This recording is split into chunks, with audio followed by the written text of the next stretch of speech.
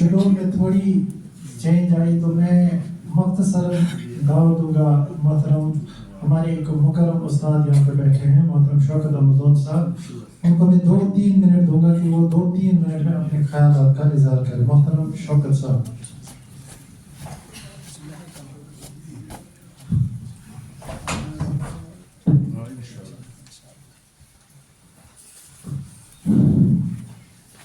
اعوذ باللہ من الشیطان الرجیم. بسم اللہ الرحمن الرحیم.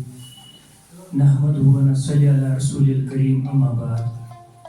قال اللہ تعالی فی القرآن المجید والفرقان الحمید. استعیذ باللہ تعالی من الشیطان الرجیم. بسم اللہ الرحمن الرحیم. لقد من اللہ علی المؤمنین اذ بعث فیہم رسولا من انفسہم یتلو علیہم آیاتہ ویزکیہم ویعلمہم الکتاب والحکمہ وإن كانوا من قبل لفی ضلال مبین.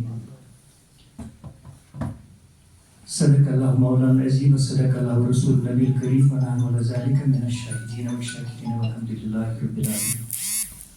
محترم و مکرم صدر محفل محترم مفتی بلال صاحب, محترم ہلال صاحب, میرے استاد محترم علی محمد میر صاحب, صف سامعین میں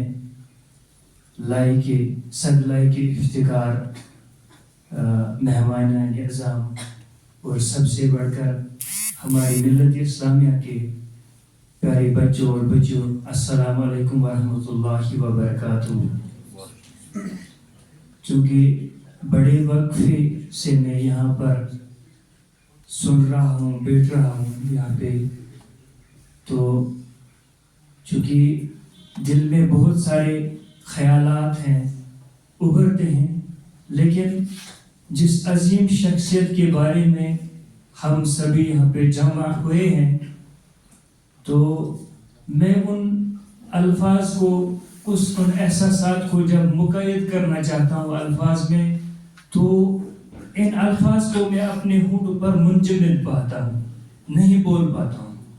لیکن وہیں پر مجھے ایک حوصلہ ملتا ہے, جیسے میرے استاد محترم ارشد صاحب فرماتے تھے, ایک سہارا ملتا ہے آقا صلی اللہ علیہ وسلم کا. مجھے اکثر نبی علیہ السلام کی سیرت مبارکہ کے گوشے میں ایک گوشہ سامنے آتا ہے, اور وہ مجھے خود بھی جو ہے اس پہ صادق آتا ہے کہ جب نبی علیہ السلام کی خدمت میں وہ اعرابی اور وہ بدو لوگ, دیہاتی لوگ کچھ بولتے تھے یا کچھ وہاں آتے تھے, ان کو میری طرح وہ سلیقہ نہیں ہوتا تھا کچھ کہنے کا, تو صحابہ کبار جو ہے وہ بہت غضبناک ہوتے تھے. لیکن جب ہم پورے اس دو جہاں کے محور مرکز کو دیکھتے تھے وہاں پر نبی علیہ السلام کی ذات کو, تو وہ انہیں خاموش بیٹھنے کو کہتے تھے اور ان سے وہ زیادہ ہی دلجوئی کرتے تھے. اور اسی بات کو سامنے رکھتے ہوئے مجھ جیسے ایک خاکسار کو بھی, ایک ناچیز کو بھی جو ہے میں سعادت سمجھتا ہوں کہ میں کچھ بول پاتا ہوں. جہاں میں خود کو عاجز پاتا ہوں کہ اس شخصیت کے بارے میں بات نہیں کر پاؤں, لیکن انہی کی مبارک طریقے سے مجھے وہ حوصلہ ملتا ہے, میں کچھ پھر بول پاتا ہوں. یہ سب سے بڑی بات ہوئی.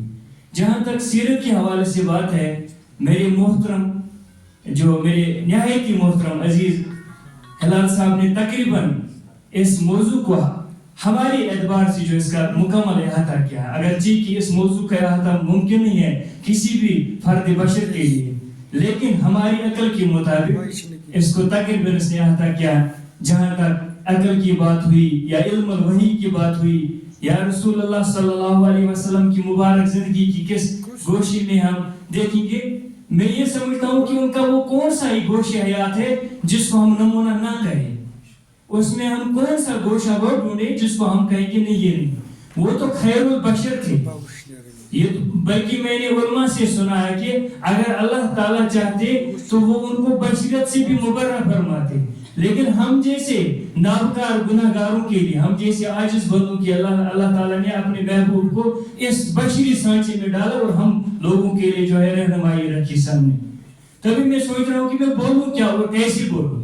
تو لہذا خاص کر چونکہ یہاں پہ سبھی جو مقررین حاضرین نے کہا کہ ہمارے یہاں پہ جو ٹارگٹ ہمارے بچے ہیں, میں اکثر ان کو بھی کہتا ہوں کہ آپ ذرا گمان میں لائیے کہ اگر ہمیں نبی علیہ السلام کی یہ تعلیمات یا دین اسلام نہیں ہوتا تو ہم کس نہج پر ہوتے. اور سب سے جو بڑھ کر مجھے انسپائر کرتی ہے بات، میں کئی بار اپنے مقررین سے، خاص کر کچھ مفتی نظام اور ابھی پھر ہلال صاحب سے میں نے سنا کہ یہی بات، اور اپنے مجھ استاد محترم فرماتے تھے کہ یہ نارمل سا ایک ڈیوائس ہوتا ہے، موبائل فون یا کوئی بھی مشین، اس کے ساتھ بھی ایک پمپلیٹ لگا ہوتا ہے کہ اس کو اس طرح سے استعمال کی جائے. اور موبائل پر جو ہے کسی اور ایک ڈیوائس کے قانون نہیں نافذ ہوتے ہیں، وہ نہیں چل پاتے. اگر موبائل میں ہم کسی اور مشین کا اس پہ قانون اصول اپنائیں تو وہ موبائل نہیں چل پائے گا. اب انسان کو تخلیق کرنے والا، اس پوری کائنات کو تخلیق کرنے والا اللہ تعالیٰ ہے. بھلا ان کے قانون سے کے سوا کون سے اصول ہوں گے جن سے یہ ہماری مشین، یہ دنیا، یہ زندگی، یہ آخرت، یہ دنیا، ہمارا وجود، بلکہ ہم دیکھیں گے جو عقل کی بات ہو رہی، کہیں پہ عقل بھی جواب دیتی ہے جہاں علم وحی کا ہمیں جو ہے بھرپور رہنمائی ہے. ہمارا وجود، ہماری زبان، ہمارا یہ بھرپور جو وجود ہے، یہی خود ہی امتحانی ہے. ہمیں ہاتھ ملے امتحانی، ہمیں زبان ملی امتحانی، سوچ رہے ہم یہ بھی امتحانی.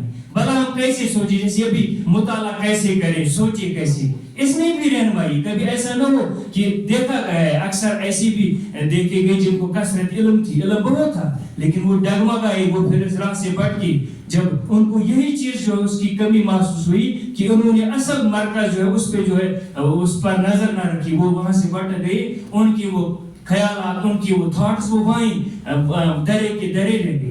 بلکہ میں جب کبھی کبھار خود پہ جب غور خوض کرتا ہوں، میں کہتا ہوں کہ اگر دنیا میں کوئی فلاسفر ہے، کوئی سائنٹسٹ ہے، کوئی عروج تک کسی بھی علم و فنون میں، اگر وہ مشرب اسلام نہیں ہے، اگر وہ نبی علیہ السلام کے طریقے کا قائل نہیں ہے، میں اس کو معتبر نہیں سمجھتا ہوں. میں اس کے سائنس کو سائنس نہیں سمجھوں گا.